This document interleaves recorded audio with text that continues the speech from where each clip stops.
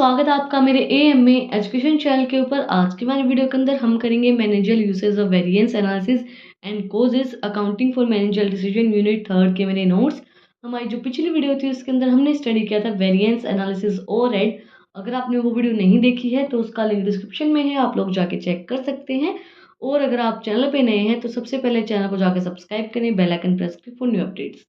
तो हम स्टार्ट करते हैं managerial usage of variance analysis and usages analysis of variance by responsibilities के अकॉर्डिंगली एनालिसिस ऑफ वेरिएंस हम स्टडी करेंगे। Control over cost must be applied at the place at the time and where the cost originate and variance must be identified with the manager responsible for the cost incurred who should be held responsible for the cost. Control cost का जो है वो बहुत ज़्यादा ज़रूरी होता है, उसके ऊपर अप्लाई रखना। And place and time and where cost originate variance must be identify, तो उस टाइम पे जो वेरिएंस होता है वो ज़रूरी होता है आइडेंटिफाई करना, इनकर्ड करना। And who should be held responsible for the cost, और जो उसकी रिस्पॉन्सिबल होता है कॉस्ट के लिए। Analysis of variance by causes reflect the effects on the cost which certain events and conditions have produced before management can decide whether or not actions is called for, and if so what should be done, and it necessary to know the what caused the variance to arise। ये बहुत ज़्यादा जरूरी है कि variance arise क्यों हुआ है, क्या कोज है, उसको एनालिसिस करना। So possibility cause of standard and cost variance, क्या कोज हो सकते हैं। तो सबसे पहला है हमारा मटेरियल प्राइस वेरिएंस। कोजेज हो सकते हैं वेरिएंस के। तो फर्स्ट हमारा recent change in purchase price of material, हमने रिसेंटली चेंज कर दिया हमारा परचेज प्राइस किसी भी मटेरियल का। फॉर एग्जांपल ये पेन का हमने परचेज प्राइस था 10 रुपीज़, हमने चेंज कर दिया, ये 10 से 15 का कर दिया, 10 से हमने 15 का कर दिया। अब क्या हो गया, उस टाइम पे वेरिएंस कोज होगा। हमने 10 था इसका प्राइस और हमने वो 15 कर दिया, तो उस टाइम पे वेरिएंस कोज होगा। Then failure to purchase anticipated quantities when standard were establish and resulting if higher price owing to the non abilities of quantity purchase discounts। अब फेलियर हो गए परचेज करने के लिए जो भी हमारी एंटिसिपेटेड क्वांटिटीज होती हैं, स्टैंडर्ड जो एक्सटेब्लिश हमारी करती हैं हायर प्राइस के ऊपर, and not taking cash discount anticipated at the time and setting standard resulting in higher. अब कैश डिस्काउंटिंग उसको नहीं दे रहे हैं, एंटिसिपेट कर रहा है वो, and time setting and result देता है वो आपको हायर हो जाते हैं स्टैंडर्ड हमारे।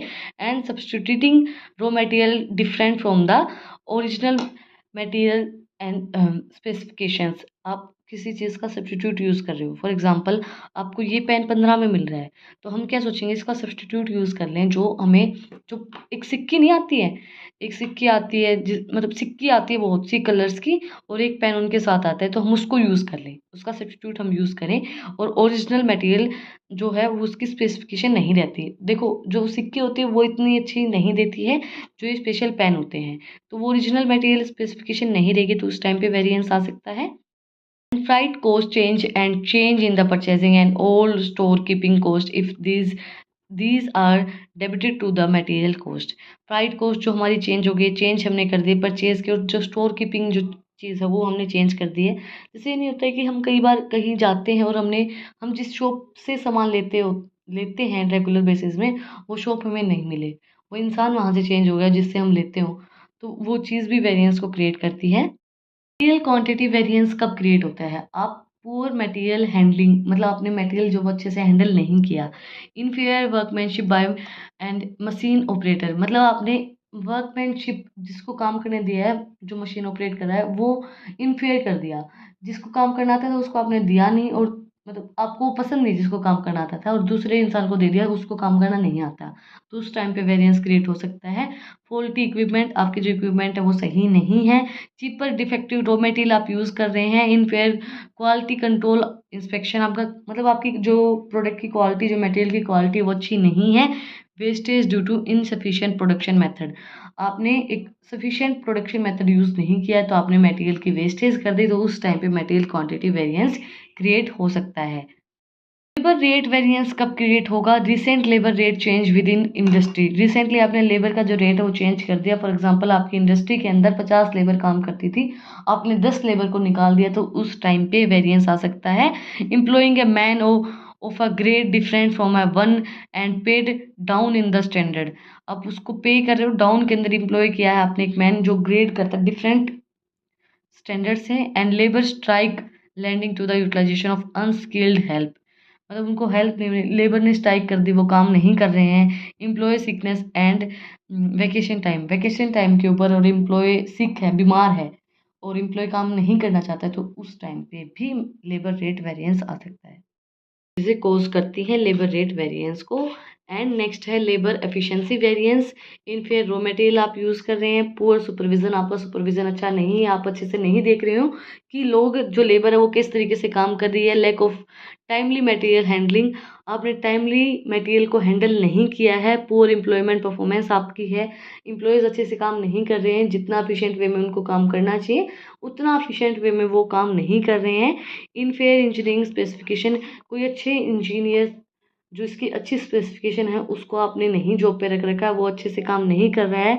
न्यू अनएक्सपीरियंस्ड एम्प्लॉय, आपने कोई अनएक्सपीरियंस्ड जो फ्रेशर जिसको हम बोलते हैं, आपने फ्रेशर कोई नया लेके आया एम्प्लॉय को, तो उस टाइम पे भी लेबर एफिशिएंसी वेरिएंस कोज हो सकता है। इनसफिशिएंट ट्रेनिंग ऑफ वर्कर्स, आपने अच्छे से अपने वर्कर्स को ट्रेनिंग नहीं दिलवाई, ताकि अगर आपको आपकी जो ट्रेनिंग है वो अच्छे से नहीं होगी, अगर आपकी ट्रेनिंग अच्छे से नहीं होगी तो आप अच्छे से काम नहीं करेंगे, और इनसफिशिएंट आपकी ट्रेनिंग रहेगी तो उस टाइम पे भी लेबर एफिशिएंसी वेरिएंस, ये भी चीज़ लेबर एफिशिएंसी वेरिएंस का कॉज हो सकती है।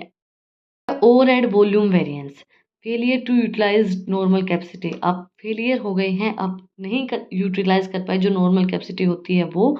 And lack of sales order, आपका जो सेल्स ऑर्डर वो बहुत कम है।